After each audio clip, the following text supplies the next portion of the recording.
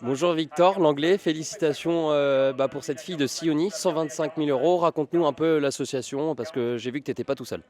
Merci beaucoup. Tout à fait, c'est une association qui me tient à cœur parce que ça fait longtemps que j'avais en tête de m'associer avec Philippe Thirionnet et Christophe Brideau qui sont issus du trot, qui était donc Philippe étalonnier, éleveur des bouffées, et puis Christophe qui est courtier comme moi au trot.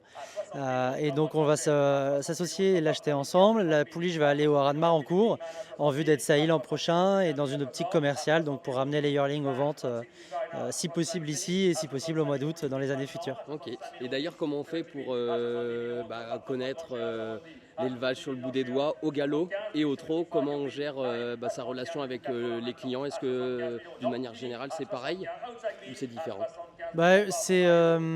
C'est un peu plus difficile à appréhender quand on ne connaît pas le galop par rapport au trot, dans le sens où c'est international. Donc vous avez des familles qui sont vraiment très très bien perçues en France, mais qui vont pas l'être en Irlande, et inversement avec les États-Unis et l'Australie.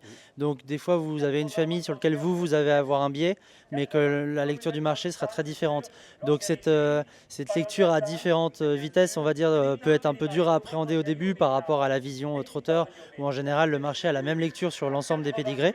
Donc une fois que ça c'est fait et qu'on réussit à appréhender un petit peu ces différences-là, les spécificités de chaque programme de course, c'est vraiment passionnant parce qu'on se rend compte dans une optique commerciale comme dans mon métier de courtier, qu'en fait notre valeur ajoutée, nous, avec nos clients, ça va être justement de lire ce marché pour des fois acheter un cheval qui va être présenté aux ventes sur un marché qui n'est pas forcément le meilleur pour lui, pour potentiellement le repasser aux ventes plus tard dans un marché où il sera plus à son aise.